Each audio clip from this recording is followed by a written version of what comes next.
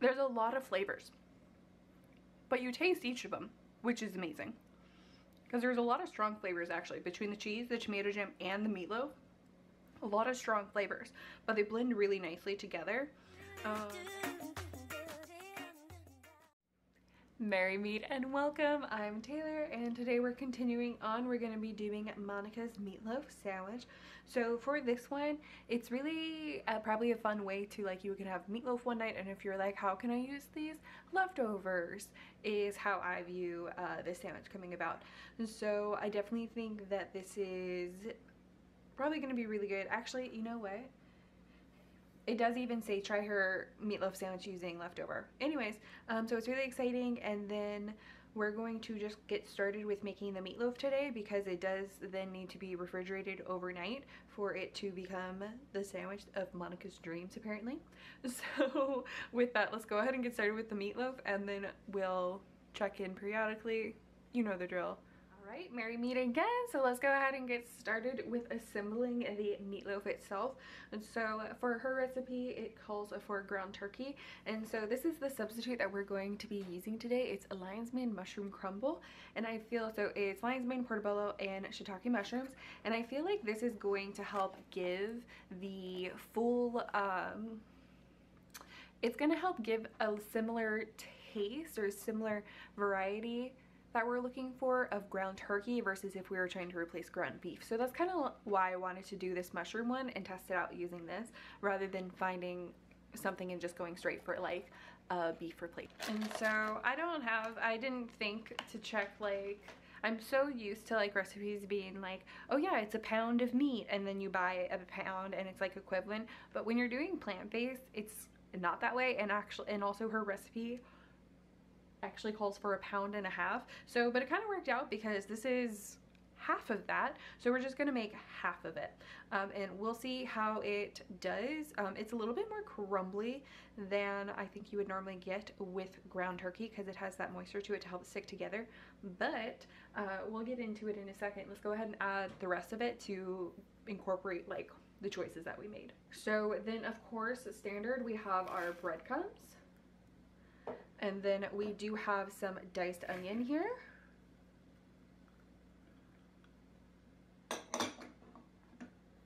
And then I'm just, because I'm like, I feel like I would like this mashed up a little bit more. So we'll see, maybe it's too much of a crumble versus just being grounded. But then we have our plant-based milk, about 2 tablespoons.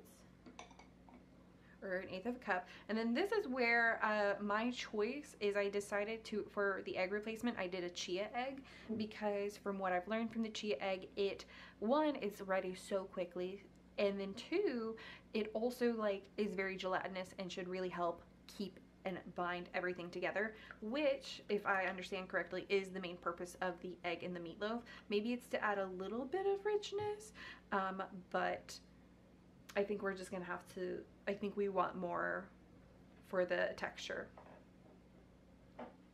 or rather the binding. And then, so this is gonna be all of our spices in here. And so we have a tablespoon of oregano and thyme. We have about 1/4 teaspoon of pepper, as well as a 1/4 tablespoon of salt and 1/4 tablespoon of garlic. It called for garlic salt, which notoriously is just equal parts garlic and salt. So I didn't have garlic salt, and so that's the accommodation I'm making. And then obviously I don't have fresh herbs. Ooh, you know, that means with these dried, they might actually be more overpowered. Oh well, we're here now. So we're just gonna go ahead, add that in there. And then I also did not have mustard powder, and it calls for about 1/2 tablespoon. Well, it calls for a tablespoon, but about 1/2 tablespoon. And then also to help us add moisture, I'm thinking this will be a good replacement. We're just going to use straight mustard. But yeah, so there's going to be that one. And then I don't have vegan Worcestershire sauce. They do sell it in stores. I just didn't want to buy it for like 1 or 2 recipes.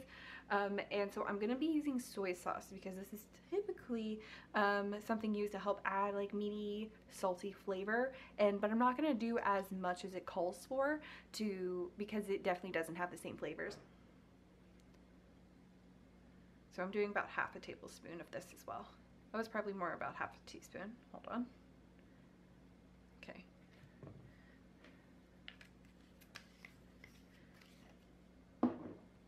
And then it says to mix with hands, but honestly, I have this like little scoop of a spoon. I don't think you need to scoop with your hands. So if you don't want to, you don't have to. But if you're, again, cooking with kids, this might be a really fun one to do, especially like maybe after your first time making this. Maybe you guys like have your favorite spices and stuff, and you make it like a family thing where like they each get to decide what spice they want to throw in. And, you know, that's how you decide how if you have a chaotic child who just wants to see the world burn as well. Because they'll be the ones who are just like, I'm gonna add 3 tablespoons of salt, you know, and then that's how you teach them, like, okay, well, there are some boundaries. Okay. I wanted to make sure because the chia egg was like, that's actually probably why it's a lot easier to incorporate everything. But anyways, the chia egg I saw was lumped up, and so I wanted to make sure that I put that off to the side. As you heard, our oven is preheated. It is at 375. Now, I don't have a bread tin anymore. I'm actually kind of upset because I actually really like the mold, but that is what happens when you uproot your entire life sometimes. So what I do have though are these lovely cake tins. So this is what we're going to use. So we're going to go ahead, and there should be no rising in this, so technically I should be able to fit all of this in there if I really want to, and I think I should be able to. But I have a second tin backup in case I decide to half it. Let's see, let's test our fate.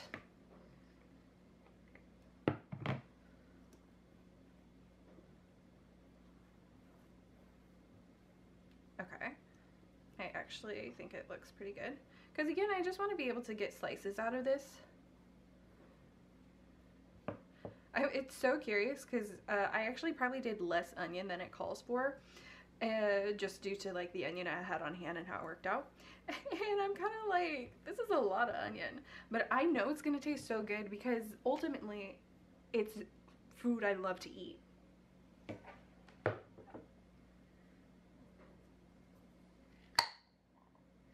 Now here's where it gets interesting, and I've actually never made any kind of meatloaf. So her recipe though calls for apricot jam on top of this. So we're gonna do our best not to get any of the particles inside of our jam jar here.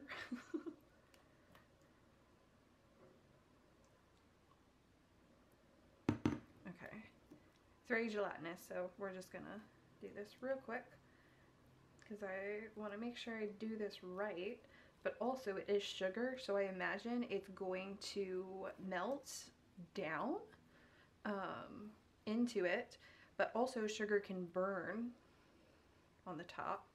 Like if you think about like creme brulee, like that's a sugar topping on there. So I want to be careful, but yeah, I can add more. Oh, of course! We will be cleaning that up. I have no idea if I should let this actually go all the way to the edge, given, well, it is, I did oil it. I'm sure you could maybe see that. I don't know. This is what happens, the anxiety of like when I'm trying something new, but I'm also like very excited because I think this is going to be pretty good. Okay, but I think that covers topping it generously. We'll ignore that for now. We're gonna go ahead, put this in the oven literally for like 45 minutes to yeah, so it's actually, what's nice about this is we don't need to worry about an internal temperature as much because it's not poultry, and this particular product is actually pre-cooked. So for this,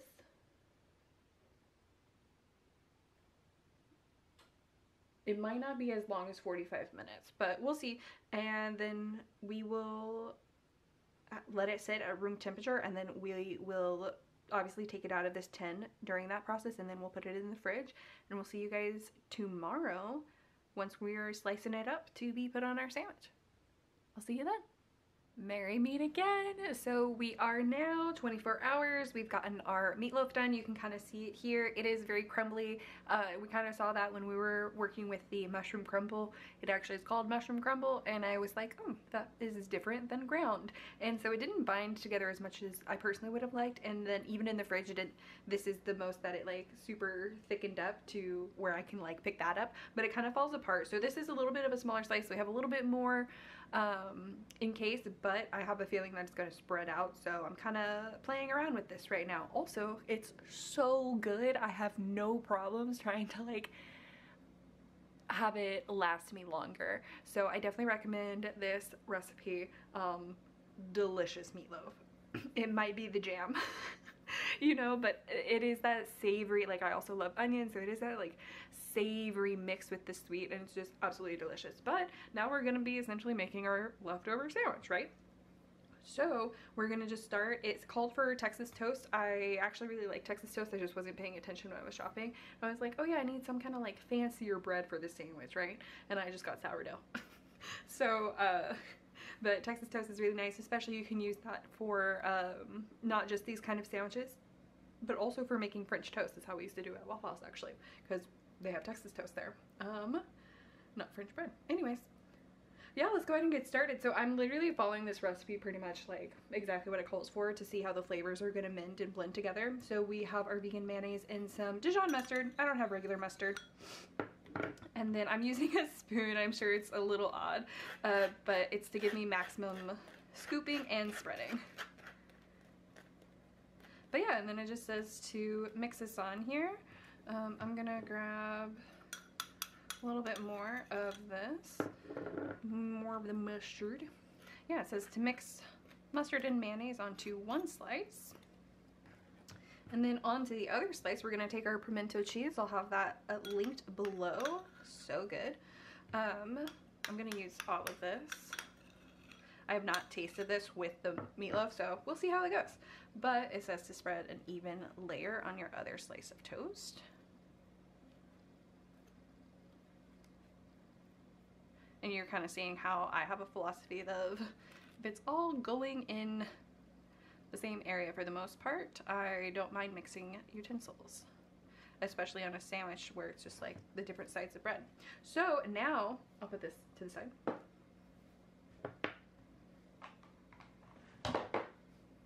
So now it says to take a thick slice. I thought this would be a little bit thicker, but I have a theory that it's going to smush out once we actually put the piece on it, which is why I'm like kind of letting this be this like portion size. But to put your meatloaf, and then to do, so this is my whole thing of tomato jam. I actually don't want to use the same spoon for this, so one moment.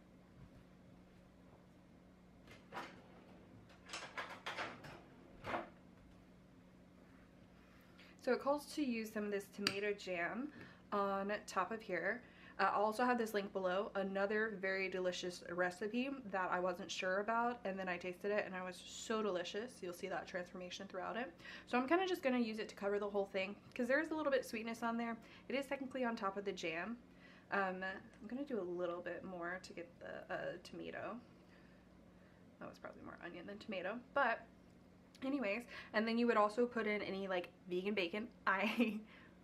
I just didn't grab any. I wasn't feeling the mood for it. It was like, if it's literally just for this sandwich, I think I can do without, but I'm sure it elevates it even more. And then we just have some romaine lettuce that we just put on top. And there is our sandwich. Now for our standard taste test. There's a lot of flavors, but you taste each of them, which is amazing. Because there's a lot of strong flavors actually between the cheese, the tomato jam, and the meatloaf. A lot of strong flavors, but they blend really nicely together. And I think the mayonnaise and mustard, you probably can add a little bit more if you want a little bit more of that taste to it. So kind of just allows you to personalize it. I definitely think probably any kind of bacon would help bring out not just the sweetness, but the savoriness. So I think it would really help blend the flavors together. So I would recommend doing it with the bacon and letting me know how that goes. But this is our meatloaf sandwich. I'm now gonna go ahead and eat this for my lunch, and I'll see you guys in the next one.